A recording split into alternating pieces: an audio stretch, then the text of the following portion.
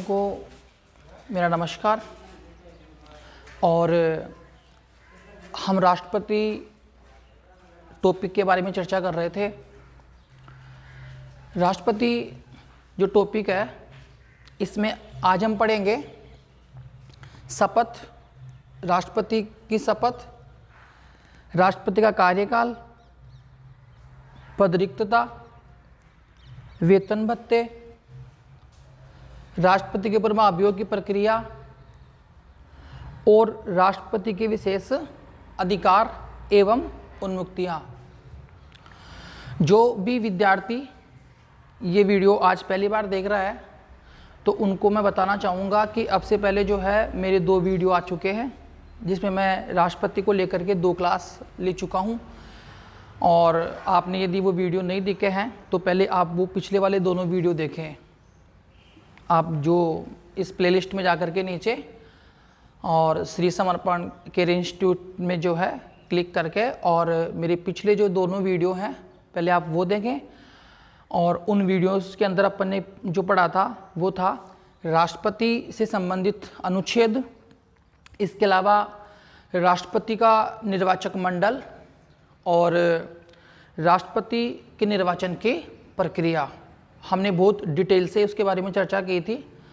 तो यदि आप पहली बार इस वीडियो को देख रहे हैं, ये आज तीसरा वीडियो है, इससे पहले 2 वीडियो हमने पढ़ लिए, तो आप उनको बहुत बारीकी से देखें और पढ़ें, तभी आपको इस वीडियो की जो है जानकारी अच्छे समझ में आएगी।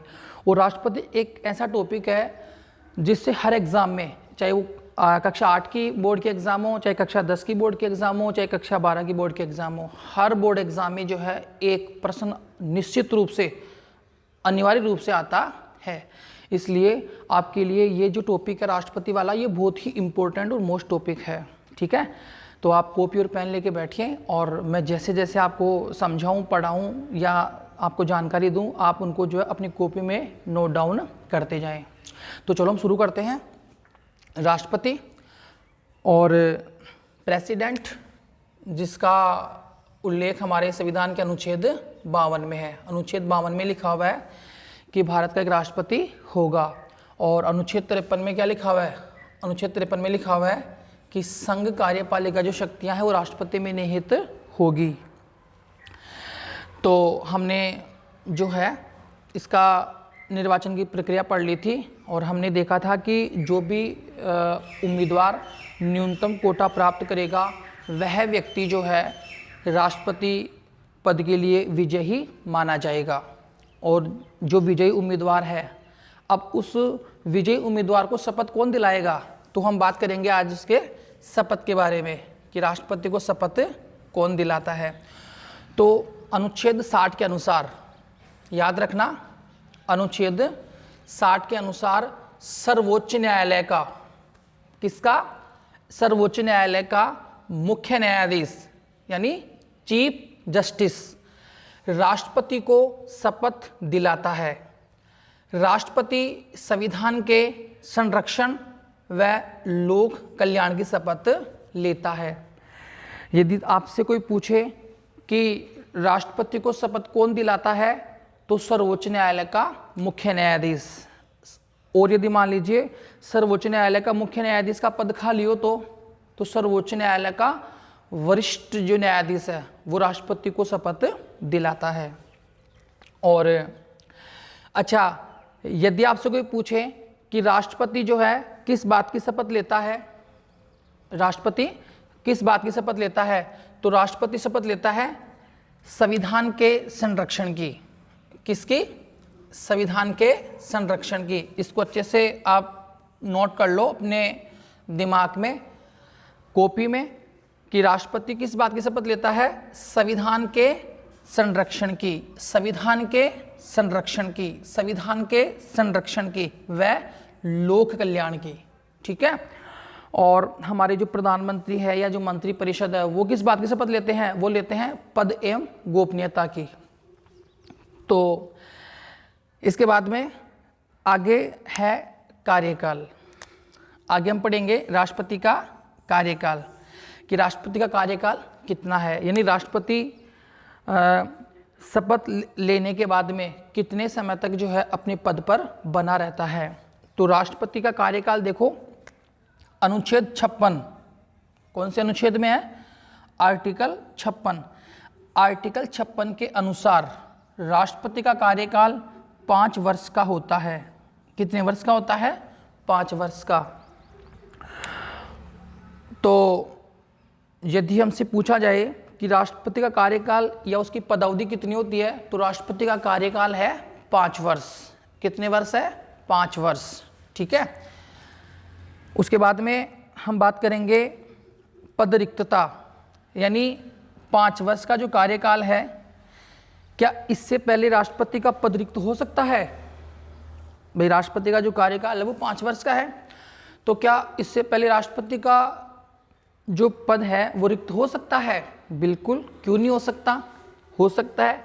अब वो कौन सी कंडीशन है जिसमें राष्ट्रपति का जो पद है वो रिक्त माना जाता है, यानी रिक्त हो जाता है? किन परिस्थितियों में?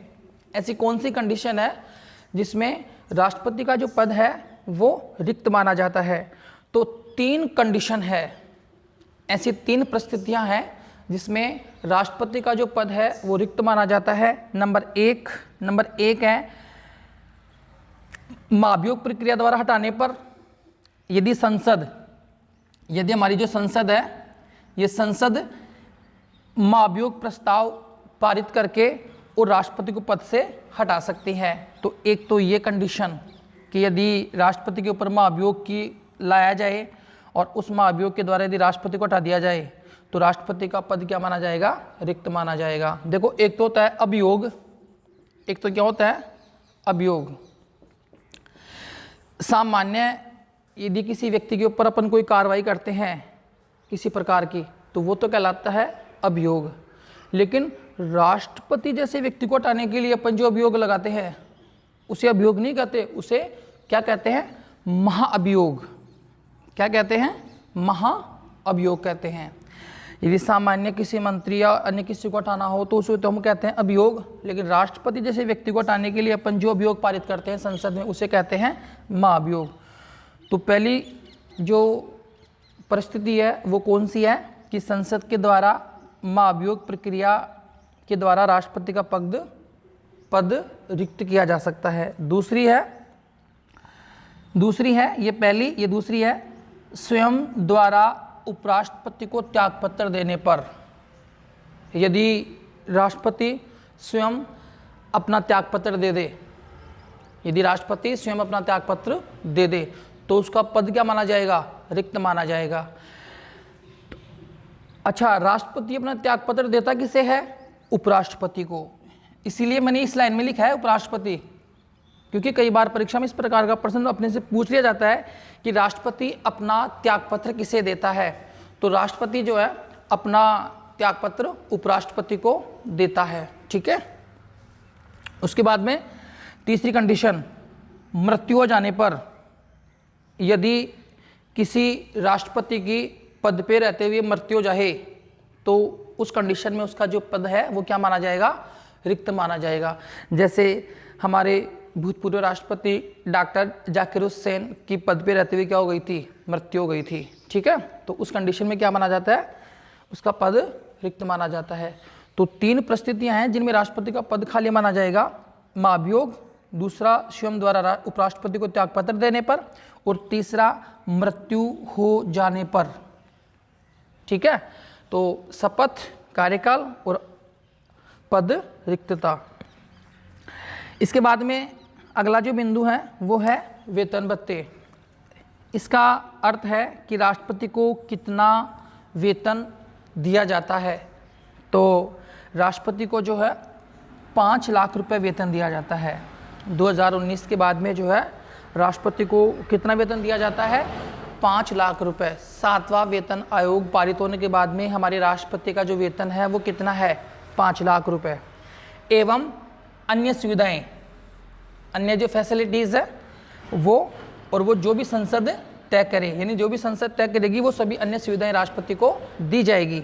तो यह है उसका वेतन भत्ते। ठीक है। 5 लाख रुपए वेतन और अन्य सुविधाएं जो भी संसद तय करे। इसके बाद में हमारा अगला बिंदु है महाभियोग प्रक्रिया। कौन सी? महाभियोग प्रक्रिया। हमने अभी थोड़ी देर पहले देखा था ना कि भाई राष्ट्रपति को जो है महाभियोग प्रक्रिया के द्वारा हटा सकते हैं। तो अक्सर क्या होता है कि हमारे एग्जाम में ये प्रश्न कई बार पूछ लेते हैं कि भाई राष्ट्रपति को जो है राष्ट्रपति की महाभियोग प्रक्रिया को समझाइए। इस प्रकार का प्रश्न हमारे एग्जाम में आ जाता है। या फिर मान लो यदि नहीं भी आए तो भी हमें पता होना चाहिए कि राष्ट्रपति को हटाने की जो प्रक्रिया है महाभियोग वो किस प्रकार की है। और या फिर एग्जाम में तुम्हारे प्रश्न आ जाए कि राष्ट्रपति की महाभियोग प्रक्रिया को समझाइए, तो आप कैसे समझाएंगे? तो देखिए इधर ध्यान देके इसको ध्यान से सुनिए और सीखने की कोशिश करना। देखो अनुच्छेद 61 के अनुसार, अनुच्छेद 61 में ये जो महाभियोग की प्रक्रिया है ये कौन से अनुच्छेद में है? 61 में, आर्टिकल 61 में। कौन से में? 61 में। तो अनुच्छेद 61 के अनुसार राष्ट्रपति को शक्ति का दुरुपयोग, क्या? राष्ट्रपति अनुच्छेद 61 के अनुसार क्या है कि राष्ट्रपति यदि अपने पद पर है और वह क्या करे? शक्ति का दुरुपयोग करे, कदाचार करे या फिर संविधान का उल्लंघन करे, हमारे संविधान का उल्लंघन करे। तो राष्ट्रपति शक्तियों का दुरुपयोग करे, अपने पद पर रहते हुए कोई कदाचार करे या संविधान का उल्लंघन करे। सबसे मोस्ट है संविधान का उल्लंघन। यदि राष्ट्रपति अपने पद पे रहते हुए संविधान का उल्लंघन करता है तो उस कंडीशन में जो है संसद के द्वारा महाभियोग प्रस्ताव द्वारा उसे हटाया जा सकता है। यानी हमारी जो संसद है लोकसभा और राज्यसभा, ये लोकसभा और राज्यसभा अलग अलग सदन में राष्ट्रपति के विरुद्ध महाभियोग प्रस्ताव पारित करके और उसको पद से हटा सकती है। तो किस कंडीशन में हटा सकती है? शक्तियों का दुरुपयोग, कदाचार और संविधान का उल्लंघन करने पर संसद महाअभियोग प्रस्ताव के द्वारा राष्ट्रपति को हटा सकती है। इसके बाद में आगे देखो, यह महाभियोग संसद के किसी भी सदन में लाया जा सकता है। भाई यह जो महाभियोग है ये संसद के किसी भी सदन में पहले लाया जा सकता है, यानी चाहे तो लोकसभा इसको पहले लेके आ सकती है और चाहे तो राज्यसभा इसको पहले लेकर के आ सकती है, जो सदन इसको लाना चाहे। लेकिन जो भी सदन इसको लेके आएगा, भाई यदि लोकसभा लेके आ रही है तो लोकसभा और यदि राज्यसभा लेके आ रही है तो राज्यसभा, जो भी सदन इस महाभियोग प्रस्ताव को लेके आ रहा है, ठीक है, तो क्या करेगा? देखो राष्ट्रपति को कम से कम 14 दिन पहले, क्या? राष्ट्रपति को कम से कम 14 दिन पूर्व क्या करना होगा? सूचित। समझ में आ रही है मेरी बात? भाई जो भी सदन, चाहे तो लोकसभा चाहे तो राज्यसभा, जो भी सदन राष्ट्रपति के ऊपर महाभियोग लेके आ रहा है उसको हटाने के लिए, तो उस सदन को कम से कम 14 दिन पहले क्या करना होगा? राष्ट्रपति को इस बात की सूचना देनी होगी कि हम आपके ऊपर महाभियोग लेके आ रहे हैं। 1/4 सदस्य उस सदन के जो कुल सदस्य हैं उनके 1/4 जो सदस्य हैं वो एक पत्र के द्वारा 14 दिन पहले राष्ट्रपति को इस बात की सूचना देंगे कि हम आपके खिलाफ जो है एक महाभियोग प्रस्ताव लेके आ रहे हैं, ताकि राष्ट्रपति जो है अपना पक्ष वहाँ रख सके। यानी 14 दिन पूर्व राष्ट्रपति को सूचना दे दी जाएगी, तो राष्ट्रपति क्या करेगा कि या तो स्वयं या फिर अपने किसी माध्यम से जो है जिस सदन में वह महाभियोग प्रस्ताव लाया जा रहा है उस सदन में जो है अपनी क्या देगा? सफाई।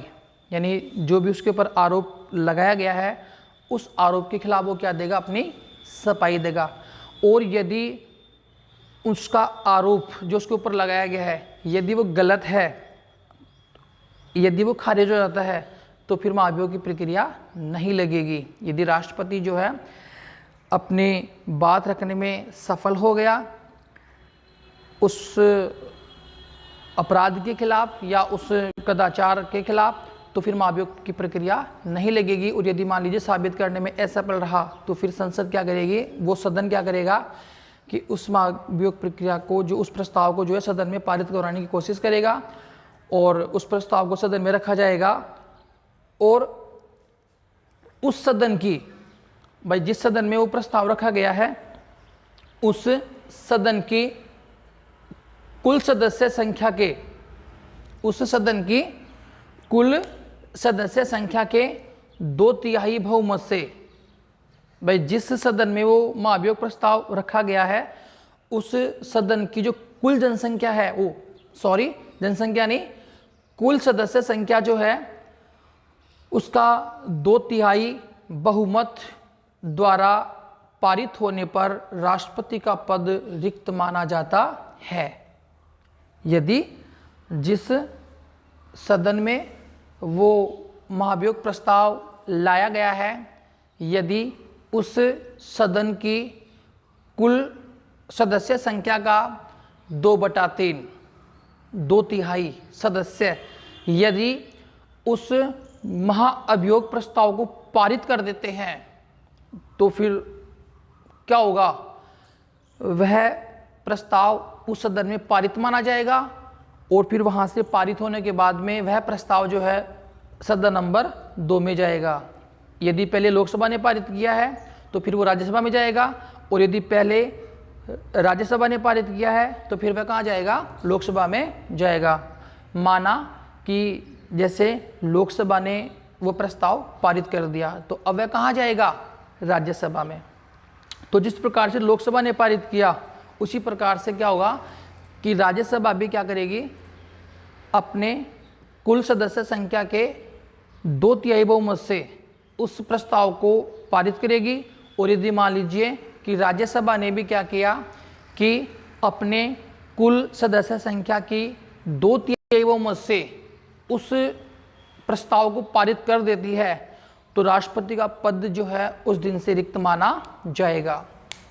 अब तुम कहोगे कि सर यदि राष्ट्रपति ने अपना पद नहीं छोड़ा तो, भाई मान लीजिए कि लोकसभा और राज्यसभा दोनों ने प्रस्ताव पारित कर दिया, और अब तुम ये कहो कि सर यदि राष्ट्रपति ने अपना पद नहीं छोड़ा तो नहीं छोड़ा तो क्या, पद तो रिक्त है उसका, भाई उसका तो पद रिक्त माना जाएगा। भाई जब लोकसभा ने, राज्यसभा ने उसके खिलाफ महाभियोग प्रस्ताव पारित कर दिया तो ऑटोमेटिकली क्या है कि उसका पद अपने आप ही रिक्त हो गया, ठीक है। तो फिर जब पद रिक्त हो जाता है तो अब उसके पद पे कौन कार्य करेगा, उपराष्ट्रपति। एक एक्टिंग प्रेसिडेंट के रूप में जो है, एक्टिंग प्रेसिडेंट का मतलब है कार्यवाहक राष्ट्रपति के रूप में उपराष्ट्रपति राष्ट्रपति के पद पे कार्य करेगा। यदि मान लीजिए कि महाभियोग के द्वारा यदि राष्ट्रपति को हटा दिया जाता है और तो राष्ट्रपति का पद फिर खाली हो जाएगा, तो अब उसके ऊपर काम कौन करेगा, राष्ट्रपति के पद के ऊपर, क्योंकि राष्ट्रपति का पद खाली तो रह नहीं सकता।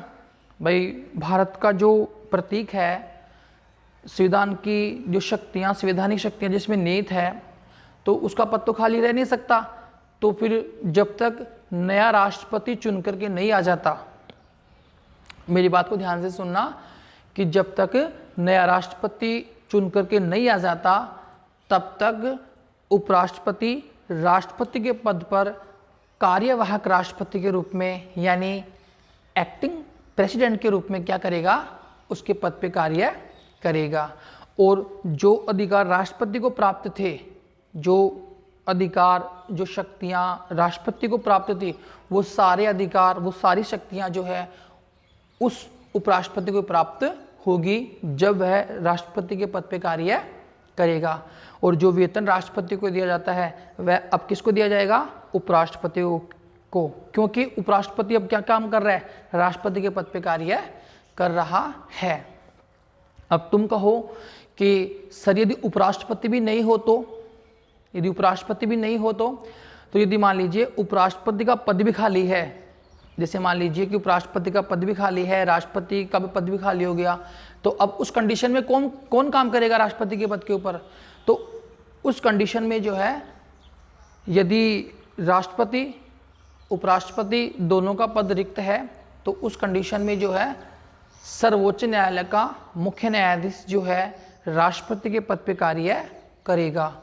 और यदि सर्वोच्च न्यायालय के मुख्य न्यायाधीश का पद भी रिक्त है तो उस कंडीशन में क्या होगा, सर्वोच्च न्यायालय का जो वरिष्ठ न्यायाधीश है वो राष्ट्रपति के पद के ऊपर कार्य करेगा। तो आपको मेरी बात समझ में आ गई होगी कि यदि राष्ट्रपति का पद रिक्त हो, उपराष्ट्रपति का पद रिक्त हो, तो राष्ट्रपति के पद के ऊपर कार्य कौन करेगा? सर्वोच्च न्यायालय का मुख्य न्यायाधीश। और ऐसा हमारे भारत में हो भी चुका है। ऐसा हमारे भारत में कब हुआ था? 1969 में। 1969 में जो है हमारे राष्ट्रपति जी उस समय कौन थे? 1969 में हमारे राष्ट्रपति कौन थे? डॉक्टर जाकिर हुसैन, जिनकी पद के ऊपर रहते हुए क्या हो गई थी? मृत्यु हो गई थी। पद के ऊपर रहते हुए क्या हो गई थी? मृत्यु। किसकी? जाकिर हुसैन। जाकिर हुसैन हमारे राष्ट्रपति थे और पद पे रहते हुए जो है इनकी मृत्यु हो गई थी। तो उस परिस्थिति में क्या है कि इनका पद खाली हो गया। और उस समय उपराष्ट्रपति कौन थे? उस समय उपराष्ट्रपति थे वीवी गिरी। कौन थे उस समय उपराष्ट्रपति? उस समय जो है उपराष्ट्रपति कौन थे? वीवी गिरी। वीवी गिरी, वी गिरी। और वीवी गिरी ने क्या कर दिया? अपना त्यागपत्र दे दिया था। तो वीवी गिरी ने तो अपना त्यागपत्र दे दिया, ये तो उपराष्ट्रपति थे। और जाकिर हुसैन की मृत्यु हो गई, ये उस समय राष्ट्रपति थे। तो 1969 में क्या हुआ कि ये दोनों पद क्या थे? रिक्त थे। तो उस कंडीशन में फिर हमारे जो सर्वोच्च न्यायालय के मुख्य न्यायाधीश थे कौन? हिदायतुल्लाह। कौन? मोहम्मद, मैं यहाँ लिख देता हूँ, मोहम्मद हिदायतुल्लाह। मोहम्मद हिदायतुल्लाह ने जो है राष्ट्रपति के पद पे कार्य किया। अब ये मोहम्मद हिदायतुल्लाह कौन थे? ये उस समय सर्वोच्च न्यायालय के मुख्य न्यायाधीश थे, CIJ थे। उस समय मोहम्मद हिदायतुल्लाह कौन थे? सर्वोच्च न्यायालय के मुख्य न्यायाधीश। अभी मैंने आपको बताया ना कि यदि राष्ट्रपति और उपराष्ट्रपति यदि दोनों का पद खाली होता है तो उस कंडीशन में क्या होगा कि सर्वोच्च न्यायालय का मुख्य न्यायाधीश उसके पद पे काम करेगा। और ऐसा हमारे भारत में कब हुआ था? 1969 में 20 जुलाई से लेकर के 1969 से लेकर के और 24 अगस्त 1969 तक जो है सर्वोच्च न्यायालय के मुख्य न्यायाधीश मोहम्मद हिदायतुल्लाह ने राष्ट्रपति के पद पे कार्य किया था। तो शायद आपको मेरी बात समझ में आ गई होगी कि यदि राष्ट्रपति उपराष्ट्रपति का पद खाली रहता है तो उस कंडीशन में सर्वोच्च न्यायालय का मुख्य न्यायाधीश उनके पद पे कार्य करता है। और यदि मान लो सर्वोच्च न्यायालय का मुख्य न्यायाधीश भी पद के ऊपर नहीं है तो फिर कौन काम करेगा? वरिष्ठ न्यायाधीश उसके पद पे कार्य करेगा। तो ये थी हमारे राष्ट्रपति को लेकर के एक महाभियोग की प्रक्रिया। आगे हम बात करेंगे राष्ट्रपति के विशेष अधिकार। अब हम क्या पढ़ेंगे? राष्ट्रपति के विशेष अधिकार, ये पढ़ेंगे अपन अब। ठीक है, राष्ट्रपति के विशेष अधिकार। पॉइंट आपको दिख रहा है क्या? आप अपनी कॉपी में इसको नोट करो। राष्ट्रपति के विशेषाधिकार एवं उन्मुक्तियाँ। और जो विद्यार्थी मेरे इस वीडियो को आज पहली बार देख रहे हैं तो उनसे मेरा ये निवेदन है कि मेरे पिछले वाले जो 2 वीडियो हैं आप पहले उनको देखें। हालांकि वो थोड़े बड़े ज़रूर हैं भाई, वो 50-50 मिनट के बना दिए तो थोड़े बड़े ज़रूर हैं, और लेकिन आप उनको भी एक बार अवश्य देखें। तो अब हम पढ़ेंगे राष्ट्रपति के विशेषाधिकार। मेरी यहाँ पे उंगली रखी है उसके ऊपर आप देखो, विशेषाधिकार यानी हमारे भारत का जो राष्ट्रपति है, हमारे भारत का जो राष्ट्रपति है उसको कौन कौन से विशेषाधिकार, भाई अधिकार तो प्राप्त हैं ही उसको, लेकिन विशेषाधिकार, ऐसे अधिकार जो विशेष हों। भाई राष्ट्रपति को सामान्य अधिकार तो प्राप्त हैं ही हैं, ठीक है, लेकिन इसके अलावा हमारे भारत के राष्ट्रपति को विशेष अधिकार भी प्राप्त हैं और कुछ उन्मुक्तियां भी प्राप्त है। यदि हमारे एग्जाम में इस प्रकार का प्रश्न आ जाए कि राष्ट्रपति के विशेषाधिकार एवं उन्मुक्तियों का उल्लेख कीजिए या बताइए, तो देखो राष्ट्रपति के विशेषाधिकार एवं उन्मुक्तियां कौन कौन सी है। नंबर 1, पहला विशेषाधिकार या पहली उन्मुक्ति कौन सी है, राष्ट्रपति को 5 लाख रुपए वेतन एवं अन्य सुविधाएं दी जाती है। ये राष्ट्रपति का क्या है, विशेष अधिकार और उन्मुक्ति, कि राष्ट्रपति को 5 लाख रुपए वेतन एवं अन्य सुविधाएं दी जाती है। दूसरा विशेषाधिकार कौन सा है, पद पर रहते हुए, यदि मान लीजिए कि कोई राष्ट्रपति अपने पद पर है तो पद पर रहते हुए राष्ट्रपति पर, पद पर रहते हुए राष्ट्रपति पर दीवानी व फौजदारी मुकदमा नहीं चलाया जा सकता। यानी कोई व्यक्ति यदि राष्ट्रपति पद के ऊपर आसीन है तो उस राष्ट्रपति के खिलाफ जो है किसी भी प्रकार का दीवानी और फौजदारी मुकदमा नहीं चलाया जा सकता। अब तुम सोच रहे होंगे कि सर ये दीवानी और फौजदारी मामले क्या होते हैं, तो देखो दीवानी जो मामले हैं वो तो है जमीन जायदाद संपत्ति और किराएनामे से संबंधित विवाद। भाई दीवानी जो मामले हैं, सिविल जो मैटर है वो सिविल मामले कौन से हैं, तो सिविल मामले कौन से हैं, जैसे कोई जमीन जायदाद को लेकर के कोई झगड़ा हो, या फिर जैसे किसी संपत्ति को लेकर कोई झगड़ा हो, या किराएनामों को लेकर कोई विवाद हो, तो इस प्रकार के जो विवाद हैं जिनको लेकर के मुकदमा चलता है वो दीवानी मुकदमे हैं। और फौजदारी कौन से होते हैं, क्रिमिनल, जैसे हत्या या फिर डकैती या फिर बलात्कार, इस प्रकार के जो मामले हैं वो कौन से मामले हैं, क्रिमिनल यानी फौजदारी।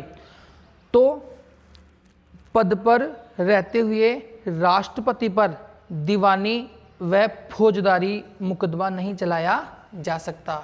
जब तक राष्ट्रपति अपने पद पर है तब तक उस राष्ट्रपति के विरुद्ध किसी भी कोर्ट में, चाहे वो सुप्रीम कोर्ट हो चाहे वो लोअर कोर्ट हो, किसी भी न्यायालय में, किसी भी कोर्ट में मुकदमा नहीं चलाया जाएगा। ठीक है, तो ये 2 आपने विशेष अधिकार जाने। तीसरा है पूर्व राष्ट्रपति की मृत्यु हो जाने पर, पूर्व राष्ट्रपति की मृत्यु हो जाने पर उनकी पत्नी को सेवानिवृत्त राष्ट्रपति को मिलने वाली पेंशन की आधी राशि व सरकारी मकान आजीवन प्राप्त होगा। दोबारा आपको बताता हूँ, पूर्व राष्ट्रपति की मृत्यु हो जाने पर, जैसे मान लीजिए कोई व्यक्ति राष्ट्रपति है, कोई व्यक्ति जो है पूर्व राष्ट्रपति बना हुआ है और उस व्यक्ति की मृत्यु हो गई, तो मृत्यु हो जाने पर क्या होगा, मैं वर्तमान राष्ट्रपति की बात नहीं कर रहा हूँ, मैं बात कर रहा हूँ पूर्व राष्ट्रपति, ऐसा व्यक्ति जो पहले राष्ट्रपति रह चुका है और अब उसकी मृत्यु हो गई है, तो उसकी पत्नी को सेवानिवृत्त राष्ट्रपति को मिलने वाला जो पेंशन है वो पेंशन दी जाएगी, उसकी आधी पेंशन, और सरकारी मकान आजीवन प्राप्त होगा। ये तीसरा विशेषाधिकार। और चौथा कौन सा है, राष्ट्रपति को निम्न आवास प्राप्त होंगे। आवास यानी रहने का स्थान, जहां राष्ट्रपति रह सकता है, निवास करेगा, तो राष्ट्रपति को निम्न आवास प्राप्त होंगे। आवास, अब कौन कौन से आवास प्राप्त होंगे, राष्ट्रपति भवन। अब राष्ट्रपति भवन कहाँ स्थित है, रायसीना हिल्स दिल्ली में।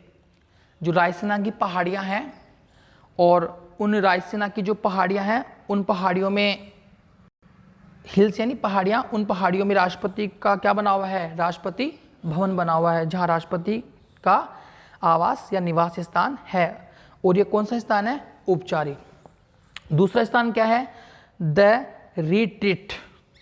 दूसरा स्थान कौन सा है राष्ट्रपति का निवास स्थान, द रिट्रीट। और ये कहाँ पे स्थित है, छरबरा।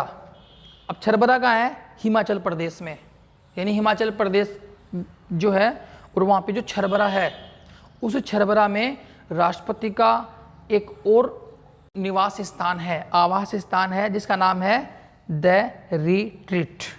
और ये जो आवास है ये कब काम आता है? ग्रीष्म काल में। कब काम आता है? ग्रीष्म काल में। और तीसरा कौन सा है? तीसरा इसका आवास है राष्ट्रपति नीलियम। तीसरा कौन सा है? राष्ट्रपति नीलियम। और ये राष्ट्रपति नीलियम आवास कहाँ पे स्थित है? ये स्थित है हैदराबाद में। और ये राष्ट्रपति का अन्य आवास है। यदि राष्ट्रपति मान लीजिए कि इन दोनों आवासों के अलावा किसी अन्य आवास के ऊपर कोई अपनी मीटिंग या कोई सभा रखना चाहता है तो उसके लिए हमने क्या कर रखा है कि हैदराबाद में राष्ट्रपति का एक अन्य आवास बना रखा है जिसका नाम है राष्ट्रपति नीलियम।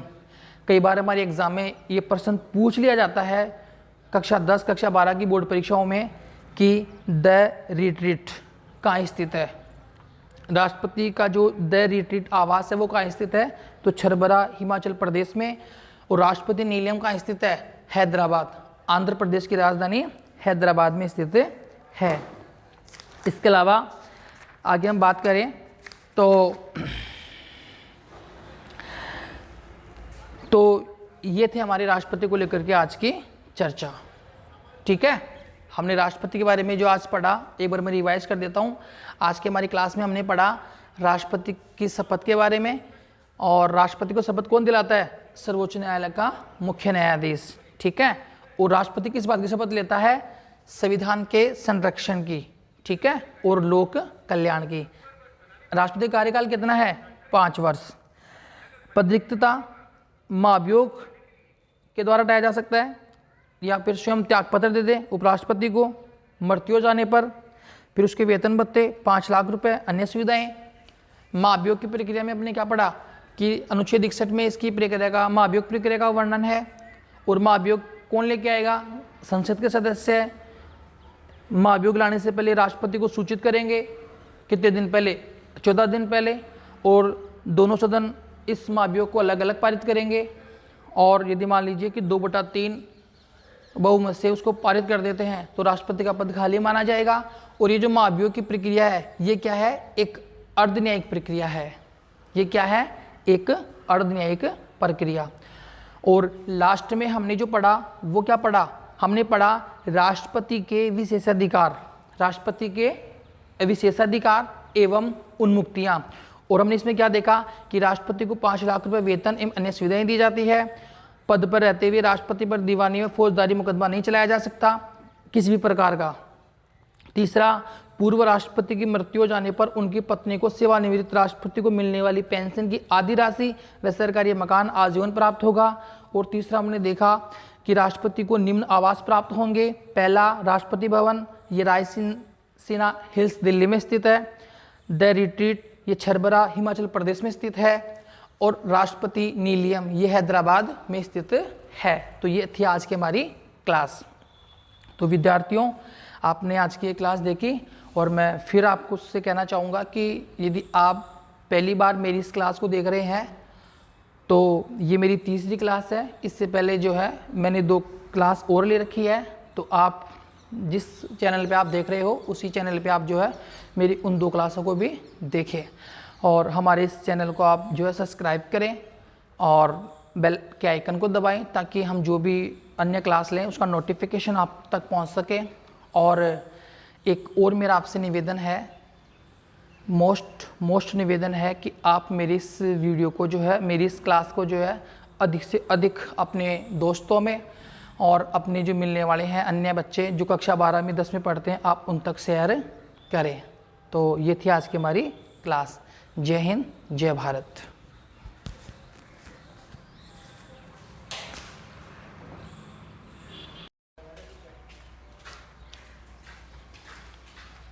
सभी विद्यार्थियों को मेरा नमस्कार। और हम राष्ट्रपति टॉपिक के बारे में चर्चा कर रहे थे। राष्ट्रपति जो टॉपिक है इसमें आज हम पढ़ेंगे शपथ, राष्ट्रपति की शपथ, राष्ट्रपति का कार्यकाल, पदरिक्तता, वेतन भत्ते, राष्ट्रपति के ऊपर महाभियोग की प्रक्रिया और राष्ट्रपति के विशेष अधिकार एवं उन्मुक्तियाँ। जो भी विद्यार्थी ये वीडियो आज पहली बार